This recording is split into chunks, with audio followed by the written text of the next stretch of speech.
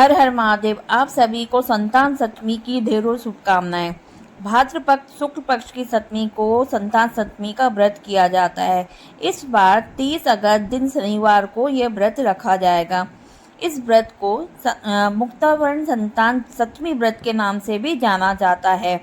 संतान प्राप्ति और उनकी रक्षा के लिए, संतान की उन्नति के लिए यह व्रत किया जाता है। इस व्रत में भगवान शिव और माता पार्वती और गणेश जी की विधिवत पूजा की जाती है। पूजा करने के साथ साथ इस दिन इस कथा का श्रवण करना भी जरूरी है।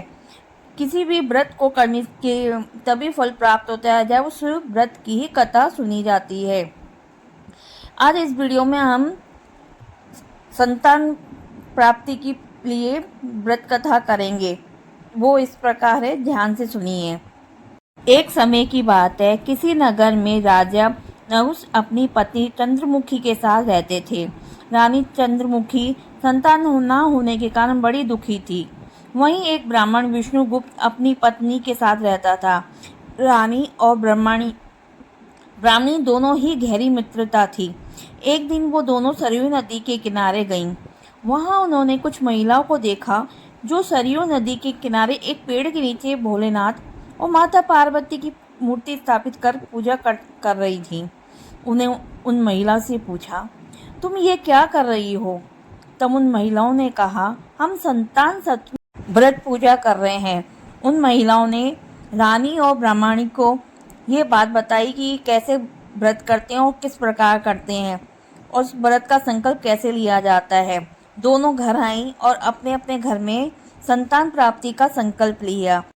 ब्राह्मणी लगातार संतान सप्तमी का व्रत करती रही, परंतु रानी चंद्रमुखी कभी व्रत करती तो कभी भूल जाती। कुछ समय बाद दोनों की मृत्यु हो गई। अगले जन्म में रानी ने बंदरिया की रूप लिया और ब्राह्मणी ने मुर्गी योनि में जन्म लिया। ब्राह्मणी को तब संतान सप्तमी के व्रत की महिमा याद रही। वह लगातार भोलेनाथ और माँ पार्वती की पूजन करती रही और उपासना करती रही। वही बंदरिया के रूप में जन्मी रानी को कुछ भी याद नहीं था। वो ना व्रत करती ना कुछ करती। कुछ दिनों बाद दोनों ने ही वो योनि भी त्याग दी। अब अगले जन्म में ब्राह्मणी ने फिर से एक ब्राह्मण की कन्या के रूप में जन्म लिया। सर्वगुण संपन्न और रूपवान ब्राह्मणी गोकुल निवासी एक ब्राह्मण के पुत्र से हो गया। दूसरी ओर रानी ने राजा के यहाँ जन्म लिया राजकुमारी के रूप में, जिसका विवाह राजा पृथ्वीराज से हुआ। भोलेनाथ और माता पार्वती के आशीर्वाद से ब्राह्मणी को 8 कर्म नष्ट हुए और पुत्र की प्राप्ति हुई। वहीं दूसरी ओर रानी को बहुत समय लगा, कोई संतान नहीं हुई। ब्राह्मणी को इस जन्म में भी संतान प्राप्ति की सप्तमी व्रत का स्मरण रहा। वह लगातार इस व्रत को करती रही। बहुत समय हो गया पर रानी को कोई पुत्र नहीं हुआ। फिर समय बीतता गया, उसको एक रोगग्रस्त पुत्र की प्राप्ति हुई, परंतु वो पुत्र भी 9 वर्ष की भूमि बाद परलोक सिधार गया। अब रानी पुत्र के वियोग में तड़पने लगी। ये समाचार प्राप्त होने पर ब्राह्मणी अपने 8 पुत्रों के साथ रानी से मिलने गई। उसके महल में गई तो वहाँ ब्राह्मणी के 8 पुत्रों को देखकर रानी को बहुत ही ईर्ष्या हुई। उसने उन्हें मारने की योजना बनाई। एक दिन उसने ब्राह्मणी के 8 पुत्रों को भोजन पर बुलाया और विष मिला हुआ भोजन उन्हें खिला दिया, परंतु भोलेनाथ की कृपा से और संतान सप्तमी के व्रत के प्रभाव से ब्राह्मणों के 8 पुत्र को कुछ भी नहीं हुआ। यह देखकर रानी ईर्ष्या की अग्नि में और जलने लग गई। उसने सिपाहियों से कहकर ब्राह्मणी के 8 पुत्रों को यमुना नदी में फेंकवा दिया, परंतु भोलेनाथ की कृपा से ब्राह्मणों के 8 पुत्र बच गए।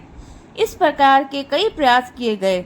जब रानी ब्राह्मणी के पुत्रों को नहीं मार सकी, तब ब्राह्मणी के पास गई और उससे क्षमा मांगने लगी और सारी बात बताई। उसने माफी मांगते हुए इसका कारण पूछा कि तुम्हारे बच्चे कैसे बच गए, मैंने इतना प्रयास करा इनको मारने। तब ब्राह्मणी ने कहा, मैं संतान सप्तमी का व्रत करती हूँ। संतान सप्तमी के व्रत के प्रभाव से मेरे को ये पुत्रों की प्राप्ति हुई और उनका भी कुछ, तुम्हारे मारने पर भी कुछ बिगड़ा नहीं। संतान सप्तमी का जो व्रत होता है वो बच्चों के लिए होता है, इसलिए हे रानी, तुम भी अगर पुत्र चाहती हो, बच्चे चाहती हो तो इस व्रत को करो। तब तब ब्राह्मणी ने रानी को पूर्व जन्म की सारी कहानी बताई और संतान सप्तमी का महात्म भी बताया। और उसने कहा कि आप संतान सप्तमी के व्रत की संकल्प लो, आपके शीघ्र ही संतान होगी। रानी ने संतान सप्तमी का व्रत का संकल्प लिया और तब से वो व्रत करने लगी। शीघ्र ही उन्हें संतान की प्राप्ति हुई। हे प्रभु, हे भोलेनाथ, माँ पार्वती, हे गणेश जी महाराज, जैसे उस रानी की और ब्राह्मणी के बच्चों की रक्षा करिए, उसे पुत्र की प्राप्ति हुई है, ऐसे सब के बच्चों की रक्षा करना। जिनके संतान नहीं हो रही उन्हें संतान प्रदान करना। अगर आपको ये वीडियो पसंद आए तो इसे लाइक और शेयर करना ना भूलें। मेरे चैनल को सब्सक्राइब करना भी ना भूलें और कमेंट में हर हर महादेव जरूर लिखें। जय माता दी। धन्यवाद।